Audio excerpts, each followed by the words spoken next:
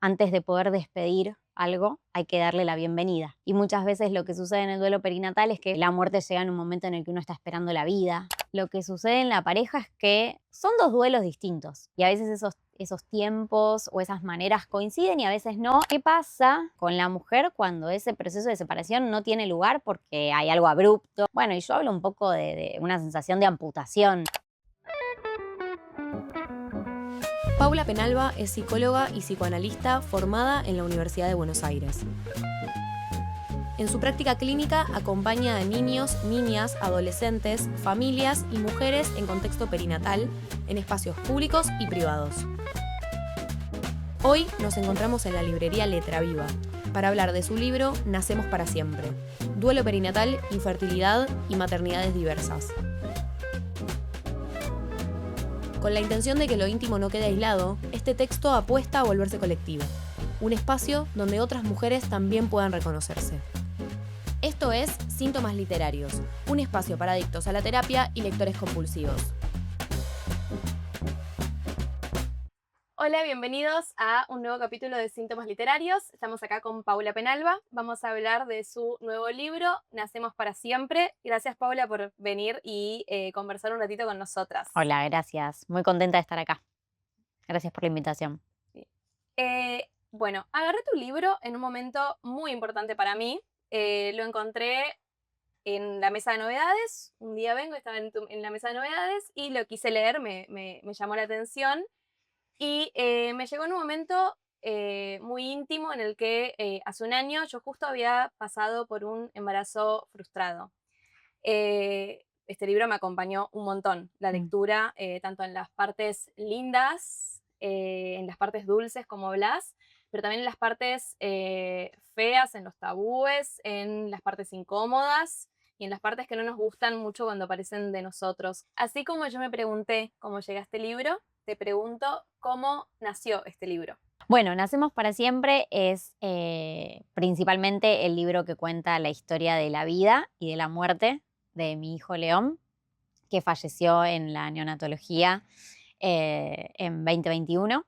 Él tenía un problema de salud, una enfermedad congénita, o sí, una malformación congénita, y estuvo internado desde que nació y falleció a los 20 días. Y bueno, a partir de su muerte, yo entré en un proceso largo y complejo que cuento en el libro.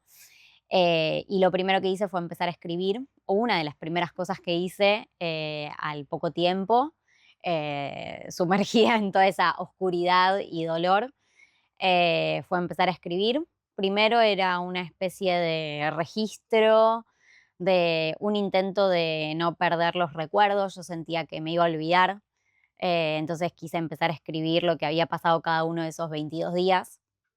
Bueno, que nos habían dicho en el parte, el día que había tomado leche, el día que estaba mejor, cuando le sacaron el respirador, cuando empeoró, cuando lo operaron, ¿no? Escribí como una especie de diario de esos días y bueno, yo ya sabía que eso se iba a terminar muy pronto porque, bueno, digamos, llegaba el fin de lo que había para contar. Y ahí empecé a escribir sobre cómo me sentía, sobre cómo estaba, y bueno, poco a poco esa escritura que al principio era una cosa catártica de dolor, con el tiempo y con otras cuestiones, yo empecé a leer, a apoyarme mucho en el psicoanálisis, en la psicología, en la perinatología, empecé a interesarme por eso que en realidad era para mí un mundo desconocido. Y entonces la escritura empezó también a tomar un abordaje también más profesional, una voz más profesional, además de mi testimonio, ¿no? Así empezó. Bien. El libro es un libro de duelo, arranca con un duelo, pero no es solo de duelo. Ujú. ¿Cómo podrías explicar qué es el duelo en psicoanálisis para alguien que no sabe qué es el psicoanálisis? Y además te hago una otra preguntita, te la uno ahí. ¿Qué diferencia hay con el duelo perinatal? Bien.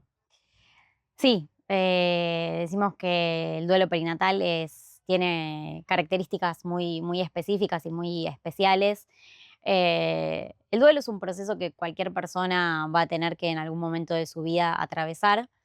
Es un proceso que tiene que ver con procesar justamente, con elaborar, con poder inscribir una pérdida, ¿sí? Tiene que ver con qué hacemos cuando perdemos algo que amamos mucho y que nos produce mucho dolor, y que en un punto también lo que dice el psicoanálisis es que eh, en esa pérdida, en eso que perdemos, también perdemos algo nuestro, ¿no? Una parte nuestra se va en eso también, y hay que poder hacer lugar a ese vacío, inscribir eso.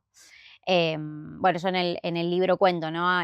Varios contrapuntos que hay en el psicoanálisis, ¿no? Respecto del duelo, la manera más tradicional de pensar el duelo, ¿no? Como lo pensó Freud, que otras miradas y perspectivas posteriormente se fueron pensando para, ¿no? Al principio Freud decía, bueno, el duelo es un proceso que en algún momento termina, y la libido, ¿no? Se deposita en otros objetos de amor y demás, y después, bueno, otras perspectivas del psicoanálisis. Bueno, y el propio Freud, cuando tuvo pérdidas significativas en su vida, como cuento en el libro, también puso un poco en cuestión eso, ¿no? Ujú. Por ahí no se trata de sustituir aquello perdido, sino de hacerle un lugar, y de inscribir y de sostener una relación con aquello amado y perdido, ¿no? Y ahí se enlaza muy bien con la cuestión tan específica y particular que tiene el duelo perinatal, porque, bueno, algo que decimos es que antes de poder despedir algo, hay que darle la bienvenida, ¿no?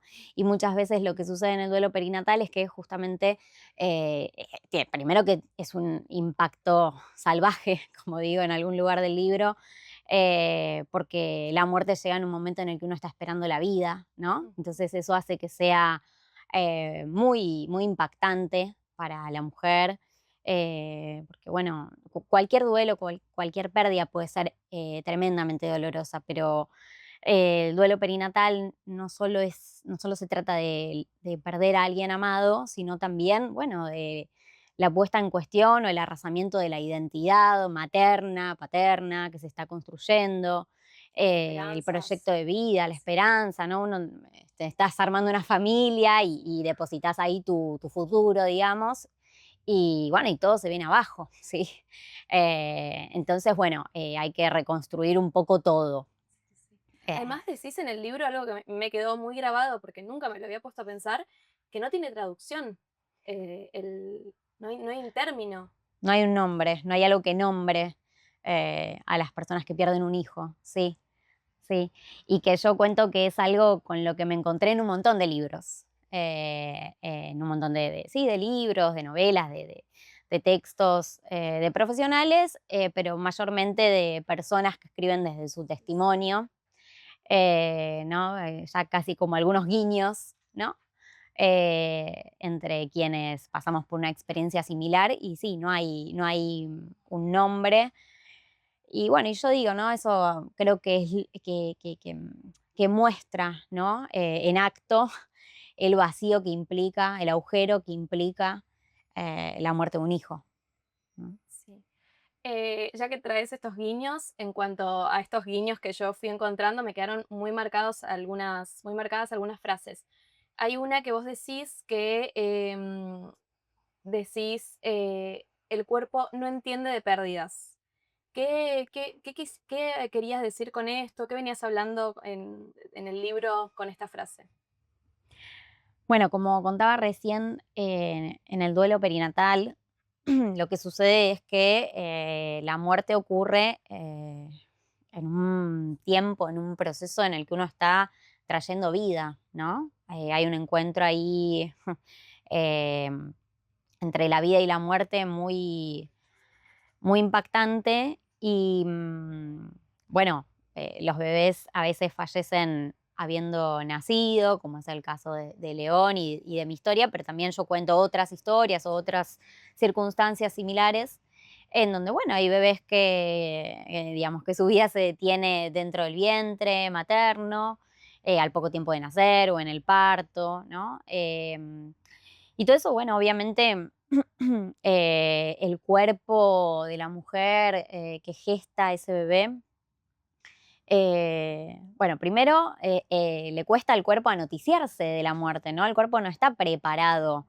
para que el desenlace sea la muerte, ¿no? Entonces, bueno, como cuento en el libro, eh, la lactancia se desencadena igual, y un montón de procesos fisiológicos, hormonales, ocurren de todas maneras, ¿no?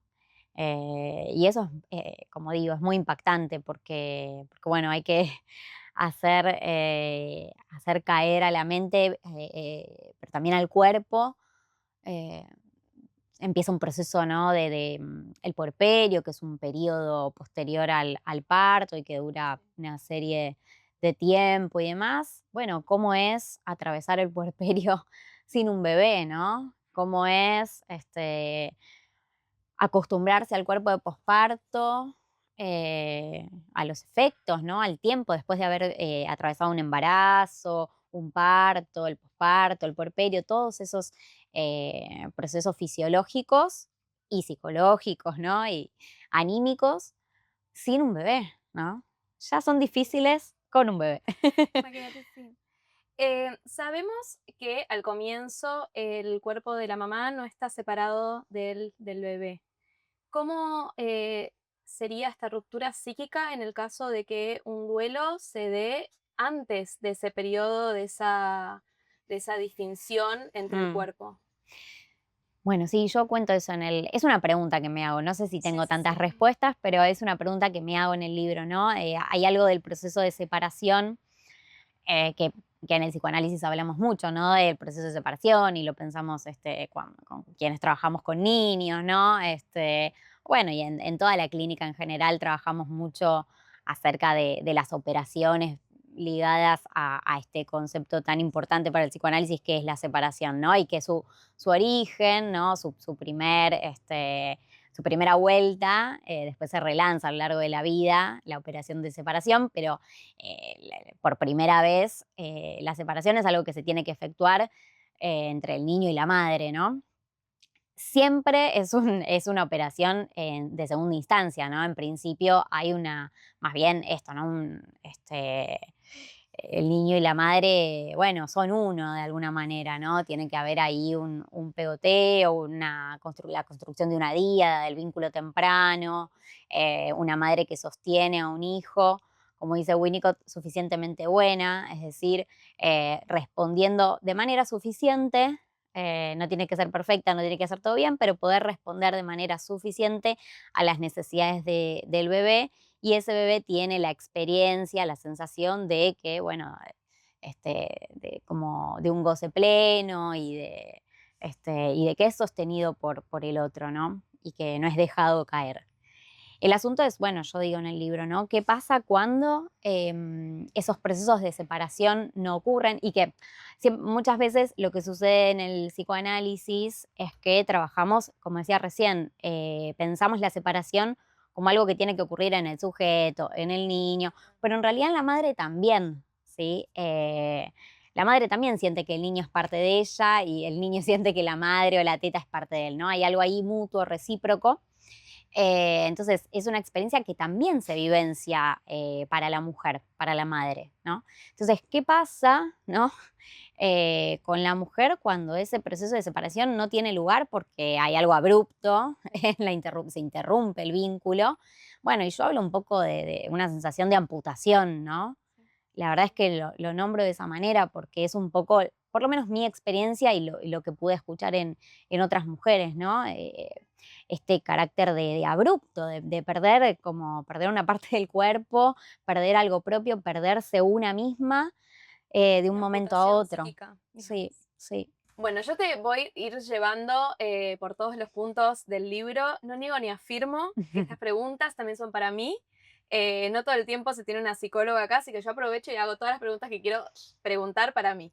Pero te llevo al sector pareja. Mm, En el libro hablas de la diferencia de tu duelo con el de tu pareja. mm, ¿Qué diferencia encontraste? ¿Cómo pensás que influye esto en la pareja? bien.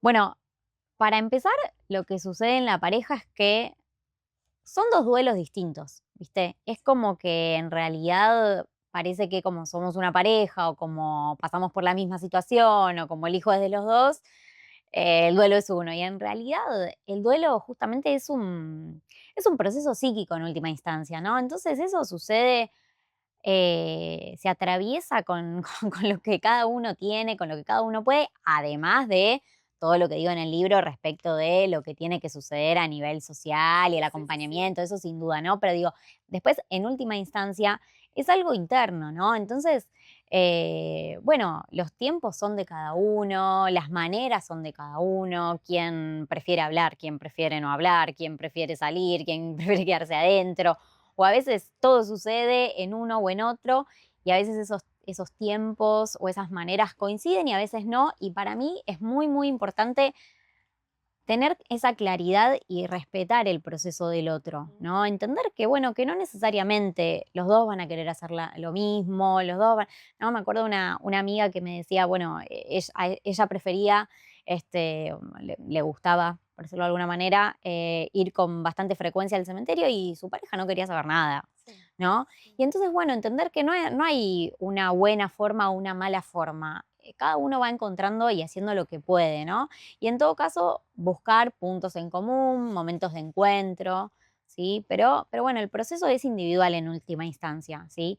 Y después, bueno, yo en el libro lo que menciono sí es, en el caso de parejas heterosexuales y que la pareja sea un varón, que evidentemente varones y mujeres también atravesamos los distintos procesos psíquicos, eh, de distintas maneras en función de, bueno, estos roles de género o estereotipos de género que nos atraviesan, ¿no?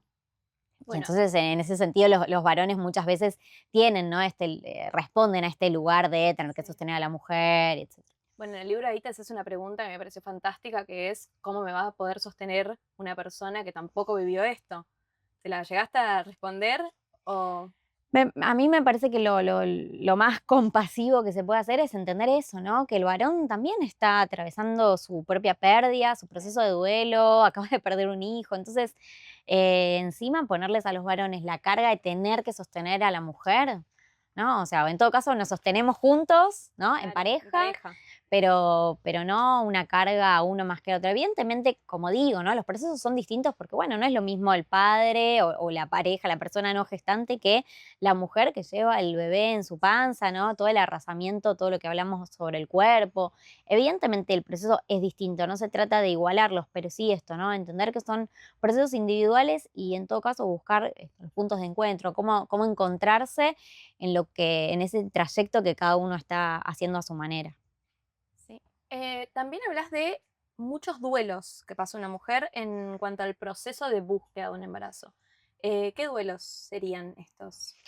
Bueno, para mí el primer gran duelo es el de la imposibilidad de conseguir un embarazo de manera natural, ¿no? Uno tiene o una tiene esta idea de que, bueno, empezás a buscar. Por ahí hoy ya no tanto, porque hay bastante, eh, bueno, se habla bastante, ¿no? De los problemas reproductivos, las dificultades reproductivas y demás. Entonces, hoy te diría que las mujeres ya tienen más miedo de no quedar embarazadas que de sí quedar. Pero por ahí hace 10 años atrás, no sé si era tan común hablar de esto. Y bueno, y un poco la cuestión, ¿no? Siempre estamos como pendientes de justamente de los métodos anticonceptivos y de los cuidados y de los riesgos y de no vayas a quedar embarazada sin buscarlo y demás. Y bueno, y de repente cuando empezás a desarticular todo eso que hiciste para no quedar embarazada e intentás quedar embarazada y no quedás, y bueno, y empiezan a pasar un montón de cosas. Bueno, es un gran duelo, ¿no? El no poder conseguir un embarazo de manera natural.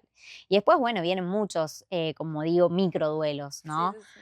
Micro. Desde pérdidas certeras como perder un embarazo y demás. Y bueno, y después esto, ¿no? No es mi experiencia personal, pero sí muchas mujeres que tienen que recurrir a material genético donado, ¿no? Entonces, bueno, se habla, ¿no? Del duelo genético, ¿sí? Si hay mujeres que no pueden usar sus propios óvulos o espermatozoides por donación de gametos. Entonces, bueno, hay que poder ubicar esas pérdidas, eso que no se puede, y bueno, si es lo que se elige, ver qué es lo que sí hay, las posibilidades que sí hay.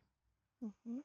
¿Cómo pensás que puede influir esto? O sea, ¿cómo pensás que puede influir el hecho de una búsqueda, de pasar de la fantasía de que la búsqueda sea rápida a la realidad de que el cuerpo se transforme y, en algo médico o que el proceso se transforme Mm. en médico, en un proceso médico. Es muy tremendo lo que sucede con la búsqueda de embarazo y con el cuerpo, ¿no? Nos convertimos en un cuerpo en el sentido más fisiológico Sí, del término, ¿no? Yo hago, bueno, spoileo un poquito, pero hago una comparación en el libro contando cómo lo veía a León internado, ¿no? Y con todos los cables y toda la cosa, ¿no? Donde ahí también el cuerpo pasa a primera vista, ¿no? O sea, el cacho de carne, ¿no? sí. Que somos. Bueno, ¿cómo hacemos para velar un poco eso y para que vuelva a aparecer eh, la cuestión más humana, ¿no? Y lo mismo con los tratamientos de reproducción asistida, ¿no? Si somos un cuerpo que es cortado, pinchado, medicado, ¿no? Sometido a un montón de procedimientos súper desgastantes, agotadores, ¿no? Toda una cuestión hormonal, todo un trastorno realmente del cuerpo y el estado anímico y demás. Entonces, bueno, hay que con mucho esfuerzo intentar como volver a personificarnos, ¿no? Porque si no nos convertimos en un cacho de, de carne y es muy agotador. Sí, el deseo ahí en el medio, la Y el esperanza deseo en en el el medio. medio, ¿no? La Sí. pareja. Sí, muy complicado. Y en la pareja, ¿cómo pensás que influye? En tu caso, ¿influyó? ¿No? ¿Cómo pensás que eso Sí, yo creo influye en que cuanto al vínculo? En cuanto a algo que uno piensa, al menos uno se imagina en la fantasía, que es del orden de la intimidad, del orden de lo íntimo, y de golpe pasa a ser como algo expuesto y público. sí, sí. Sí, se pierde algo de la intimidad, se pierde algo de la espontaneidad, ¿no? Bien. Siempre, bueno, cuando aparece la cuestión de la búsqueda de un embarazo, bueno, siempre hay algo ahí, digamos, dicho a medias, ¿no? Que uno puede saber que, bueno, que está ya con el ojo puesto en buscar un embarazo. Pero una cosa es eso y otra cosa es ir a la clínica, Claro. ¿no? Sentarse en la camilla, acostarse en la camilla y etcétera, etcétera. Entonces, sí, se pierde, lo diría así, mucha espontaneidad, sobre todo en lo vinculado al deseo y a la pareja y al encuentro, ¿no? Em, en el libro hablas de este deseo y decís en una parte algo que a mí me resultó, me identifiqué mucho, como, bueno, en un momento el deseo se hace pujante. ¿Hasta dónde el deseo de una o de uno puede empujar al otro? Mm. Em, bueno, hay encuentros y desencuentros, ¿no? De nuevo, creo que el deseo es individual, Ujú. es singular, ¿no? Cómo cada uno vive eso. Y creo que también se van haciendo acuerdos en la pareja, ¿no? A veces, especialmente en las mujeres, cuando el embarazo no llega, bueno, solemos ponernos como muy exigentes, muy autoexigentes, muy Sí, impacientes, bueno, porque es muy preocupante la situación, entonces empezamos la vida se empieza a complicar bastante porque todo empieza a girar en relación a eso, porque, bueno, tenés que modificar algunos aspectos de tus hábitos, de tu dinámica, ¿no? Hasta a veces someterse a los tratamientos implica mucho tiempo, ¿no? Yo digo, es un trabajo part-time, sí, digo en el libro. No, porque tenés que ir no sé cuántas veces por semana a la clínica, o sea, es toda una disponibilidad anímica, física, de tu tiempo, de tu deseo, de la pareja. Entonces, bueno, cuanto mayor acuerdo haya en la pareja, es ideal. Pero no quiere decir que no haya desencuentros o que haya alguien que quiera frenar o que quiera esperar. Eh, es difícil, es desafiante. desafiante encontrar ahí un punto en el medio. Bueno, en otra parte también, eso es un poquito de lo que hablé en la introducción, pero bueno, vos hablás también de las zonas oscuras que pueden aparecer, tanto las emociones que no nos gustan tanto, la rabia, la vergüenza, sí, la vergüenza también, la envidia. En un momento el momento en el que una puede pasar un embarazo frustrado, puede llegar el momento en el que sus personas conocidas queden embarazadas. Mm, Y suele surgir algo de la bronca, de la envidia. Y vos ahí en el libro decís una frase que a mí me encantó, porque no la había pensado tampoco, ¿viste? Es como que aparece. Y decís que la envidia es la amarga representante del deseo. mm. ¿Cómo representás esto? ¿Qué puedes decir de estas emociones? Que también me parece que es un derecho, a veces se le exige a la mujer como, no, no tenés que pensar así, Mm, o se le exige algo de la ternura y de la dulzura y nos quitan el derecho de la bronca o de la ira mm. y de la envidia que puede surgir. Son afectos más que esperables, necesarios, ¿no? Sí. En ese punto, ¿no? Como está bien, tenemos el derecho a sentirnos mal, es muy doloroso lo que se vive. A nivel social hay momentos en que hay situaciones muy crueles, a veces sin que nadie quiera herirnos, pero son situaciones muy dolorosas. Entonces, bueno, hay que transitar estos afectos que aparecen sin coartarlos, sabiendo que son esperables. Em, la envidia es muy frecuente y tiene que ver esto, ¿no? Es reflejo de una carencia, ¿no? De algo que una desea mucho y no llega. Entonces, bueno, la envidia o esa bronca o la angustia, el dolor, digamos, distintas maneras, en definitiva son distintas maneras en que se expresa la angustia, ¿no? La angustia por algo que deseamos mucho y es como el miedo, ¿no? El miedo es señal de presencia del deseo. Y cuando eso no sucede, eso que tanto deseamos, bueno, aparece la angustia. em, sí, Bueno, y acá también es aparece la difícil. culpa. Sí. La culpa por sentir eso y la culpa por un montón de cosas. En una parte, en un capítulo decís como toda madre culpable Mm. y traes una frase de Luciana Pecker que la voy a leer porque es medio un trabalenguas, pero que decís que la culpa es nuestra, es la única propiedad que no nos expropian. ¿Por qué sentimos culpa si queremos no tenerla? Porque Mm. uno nos sale del estudio, de cuando te dan malas noticias y decís, este cuerpo, lo odio, para lo único que tiene que servir y funciona mal. Y cuando uno lo racionaliza, decís, no tiene ningún tipo de sentido esta culpa que estoy teniendo. Mm. Pero la verdad es que la sentís igual. Una presión. ¿Por qué sentimos esa culpa así? Cuando lo racionalizamos, Mm. no Bueno, tiene por qué estar, digamos. sabemos, ¿no?, que una cosa es la razón Sí. y otra cosa es lo que sucede a nivel afectivo o a nivel inconsciente, ¿no? Suceden varias cuestiones. Por un lado, muchas veces la culpa o esos reproches que nos hacemos a nosotras mismas e intentamos buscar alguna explicación, a veces racionalizando justamente, o a veces, bueno, los reproches tienen ahí una función un poco de autocastigo, ¿no? Padecemos y a la vez nos satisfacemos de darnos con un caño, ¿no? De castigarnos. Pero a la vez también, como yo cuento ahí un poco, la culpa muchas veces es señal o esa autoexigencia es señal de cómo nos estamos midiendo, ¿no? ¿Cuál es la vara con la que nos estamos midiendo? ¿No? Y entonces ahí aparecen también algunas cuestiones de género y algunas cuestiones bueno, ¿qué tiene que hacer una mujer? ¿No? Sí. Y las mujeres se supone que estamos, ¿no? Que venimos a este mundo a ser madres, dicen por ahí. Por suerte lo estamos pudiendo poner en cuestión, ¿no? Sí.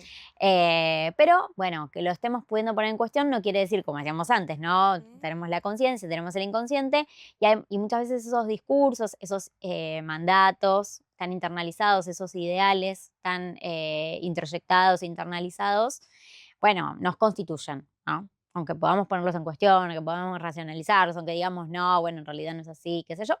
Bueno, hay cosas que vienen de muy profundo y de muy atrás y que no son tan fáciles de deconstruir. Y entonces, bueno, además nosotras queremos ser madres, ¿no? Estamos atravesando un proceso, esa mujer, digo, que está haciendo un tratamiento de reproducción asistida y que le da negativo el test de embarazo, está queriendo ser madre encima, ¿no? Entonces, bueno, ¿qué pasa con una mujer que quiere ser madre y no puede, ¿no? Entonces en algún punto hay algo de ese mandato internalizado al que no puede alcanzar, ¿no? Y se culpa por eso, ¿no? Bueno, y ni hablar, como digo, cuando un hijo se muere, ¿no? Yo si lo racionalizo, por supuesto que sé que no tengo ningún tipo de responsabilidad en la muerte de mi hijo. Sin embargo, bueno, esto, ¿no? Aparece la culpa, ¿no? Hasta me pongo a pensar si no será que su problema en el pulmoncito tenía que ver con que yo tenía asma. Eso es un disparate absolutamente, ¿no? Pero digo, la mente nos lleva, como decías vos, Flora, a lugares muy oscuros, muy complicados, muy, ¿no? A esos Sí, laberintos, laberínticos. buscando sentidos, buscando respuestas, y el problema es que las preguntas ahí son las, las maliciosas, ¿no? De nuestro super yo más ahí cruento en momentos de mucho dolor. Por eso hay que buscar acompañamiento, tener a quien dirigirle un poco esos Sí, sí. pensamientos y esas preguntas para que nos ayuden a transitarlo porque es difícil. Bueno, estamos terminando el episodio. Le queremos agradecer a nuestros amigos del psicoanalista que nos acompañan para poder tener estas conversaciones y después poder tomar un vinito leyendo algún libro, así que les agradecemos. Eh, bueno, yo siempre al final de las entrevistas hago una pregunta de una de mis poetas favoritas que se llama Alejandra Pizarnik. Ella escribe en la sala del pirobano, internada ahí, escribe un poema que a mí me encanta que se llama Sala de Psicopatología, en el cual hay una pregunta que ya se hace que me encanta siempre que las personas que vengan acá la respondan. Así que arranco con el poema. Oh viejo hermoso Sigmund Freud, la ciencia psicoanalítica se olvidó de la llave en algún lado. Abrir se abre, pero ¿cómo cerrar la herida? El alma sufre sin tregua, sin piedad, y los malos médicos no restañan la herida que supura. El hombre está herido por una desgarradura que tal vez, o seguramente, le ha causado la vida que nos dan. ¿Cómo podemos cerrar una herida? Pero no sé si la herida cierra para siempre, ¿no? Yo hablo mucho de las cicatrices. La herida está, pero bueno, poder cerrarla, ¿no? Em, bueno, creo que es con otros, con mucha presencia.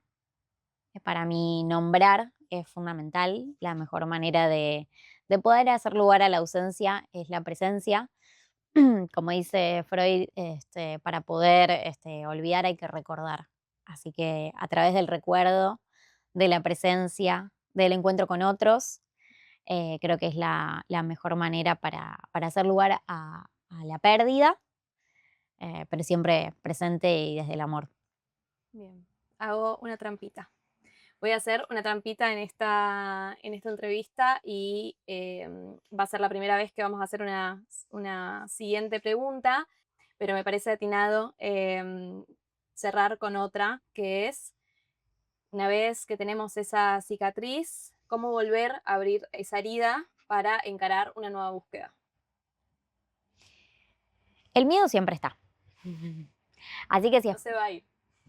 si esperamos a que el miedo se vaya, Chao. Bien. nos vamos a quedar sentadas esperando. Quizás sea con miedo, Ujú. después de una pérdida semejante, las cosas no son fáciles y no estaría bueno decir que es así. Eh, pero bueno, con coraje y haciendo lugar al amor y bueno, con la compañía y el sostén de otros. Gracias, Pau. Gracias. Hermoso tu libro. Gracias por haber escrito esto. Realmente acompaña y además acompaña desde una mirada de salud mental. Ujú. No quiero decir solamente que es un relato de duelo, es mucho más. Hay herramientas, hay casos, hay ayudas. Hay una parte que me encanta donde vos decís, estas cosas no se dicen, esto Mm, sí se dice, que me parece fantástico, gracioso y necesario. Así que gracias por el libro. muchas gracias. Hermoso. Gracias.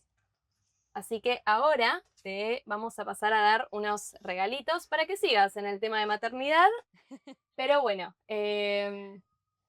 vamos, te paso acá.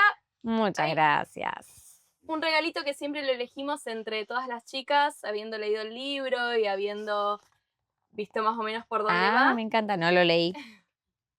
Bien, muchas gracias. espectacular. Esto fue Síntomas Literarios. Gracias por acompañarnos.